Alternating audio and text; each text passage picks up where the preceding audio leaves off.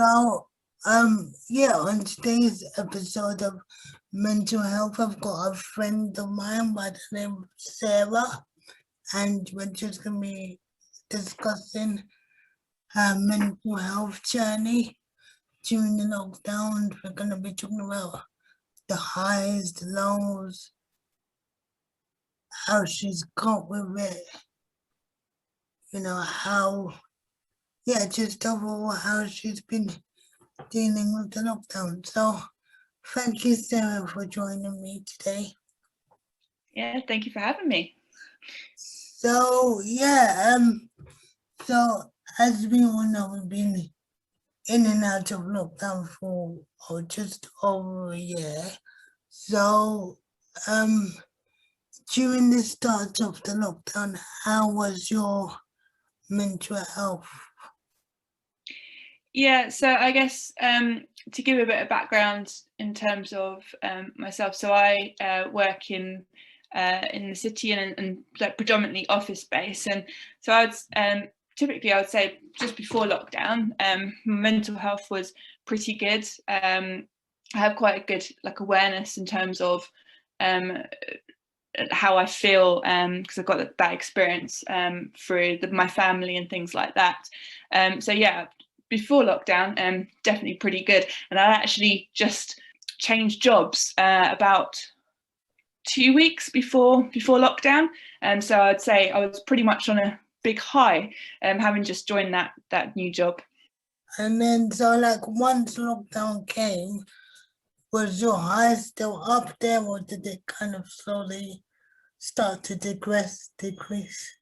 Yeah, I'd say that the first lockdown was a bit of a shock. I'm sure like most people can say that, and it was, I guess, partly because I was just started a new job, as I said, so I was trying to get used to new processes, new teams, and all that kind of thing, and then suddenly thrown into lockdown, moving home with just my laptop in hand, whereas in work I would have like a couple of screens out, and I guess just not knowing what was going to happen really, and I think it was a bit of a state of flux, and I think for me that was the first time I realised how much personally I was very much used to like routines, and routines were very important to me, and then suddenly I'm thrown at home and all the routines I've ever known were just thrown up in the air, and so I think it did catch me very much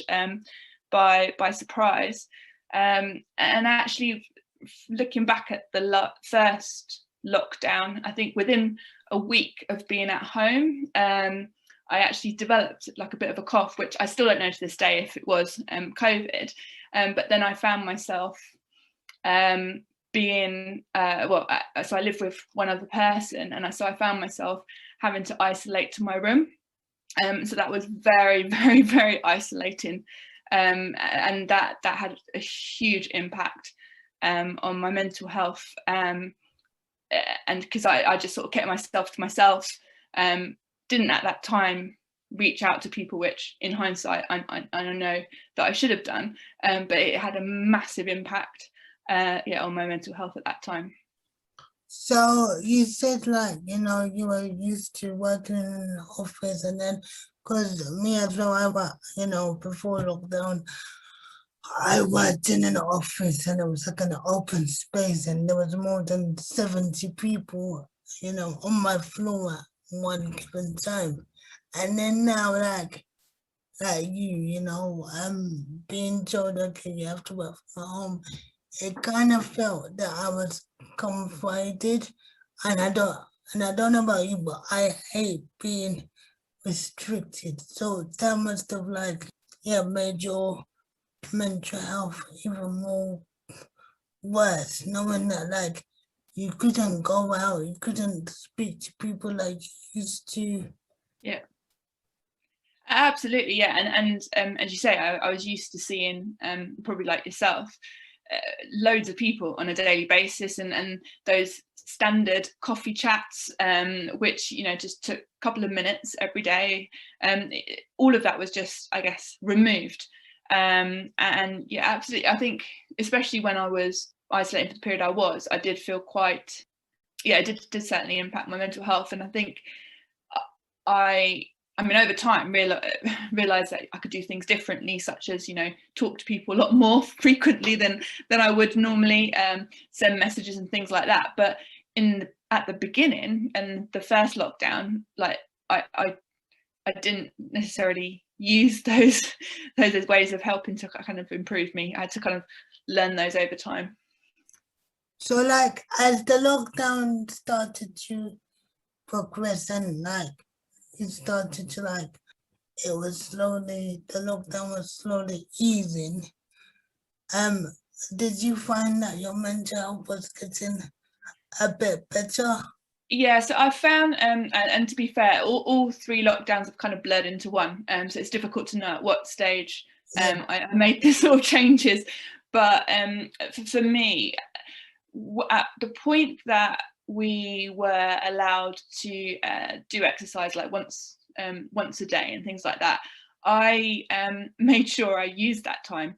I guess whereas in the past I would typically go to the gym, and I would enjoy the outside, I found that for me, being outside, going for that walk, the amount of kilometres I've knocked up over the last year is crazy.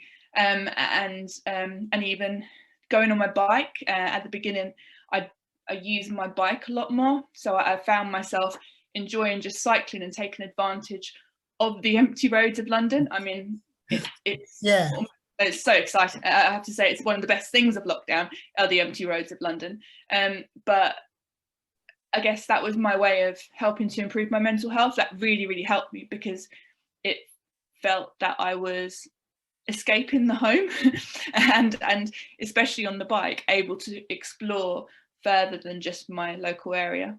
And then obviously, so for people that don't know, me and Sarah, we do Zumba together. So obviously doing Zumba, must have helped your mental health in a big way as well.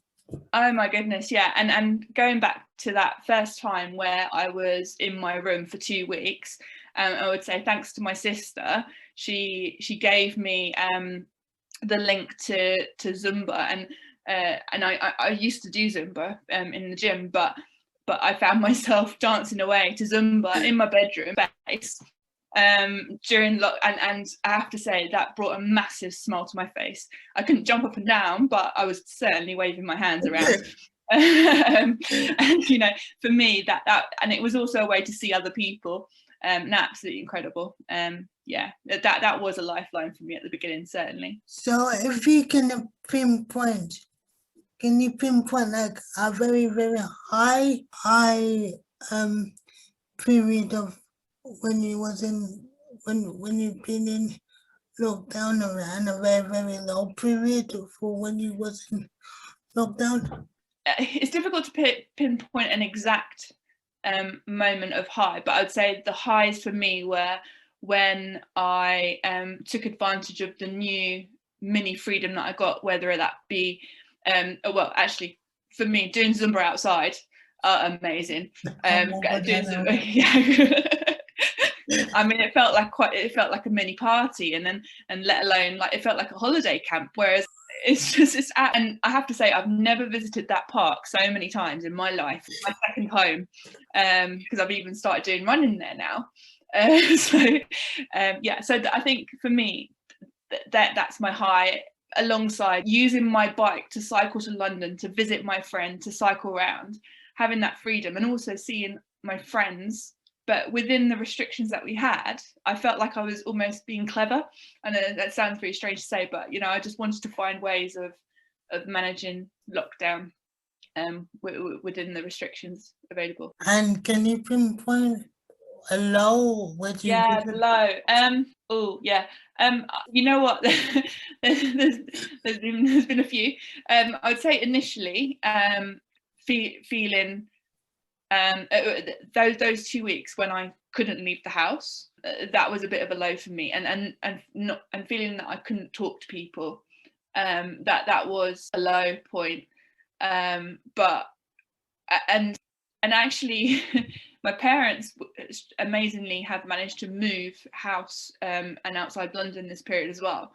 And whilst that was fantastic time for them, that was also a bit of a low period for me, because that was a super stressful period, because we could only do certain things, but I had to do everything in my power to help my parents, and so I think, yeah, that was a big low in lockdown. So for anyone that is listening to this and they're going through depression or they're going through some anxiety or they just feel like they've got no one to talk to like you did, during the first lockdown, what would your advice be to them? I would say talk to people and be open, use your network, because whilst I'm quite good, well, I thought I was quite good at talking to people, the first time I really just kept myself to myself, and I just ended up in a way sort of closing myself off to people. Whereas the moment that I started to use my network, talk to people, even if it was like a mini text to say the most random things, such as, oh, you'd never believe what I saw today, the small things, and getting that reception back from people, meeting people. I mean, the Zumba, I can't praise it more. I feel like I know so many more people. And now we've become like a little family, like, oh, where's Sarah? Oh, where's this one? Oh, where's Sarah? Exactly, yeah. And that I never had that before. It's the one good thing about lockdown. I never had that before. So it's definitely using it, and don't be afraid to open up. Don't be afraid to say, I'm feeling really down today and I just need to talk. Because the moment you do that and the moment you open up to people, you'll find that others might be feeling exactly the same, but just not necessarily showing it, and they'd be more than happy to help. Well, thank you very much for your interview, Sarah. Thank you.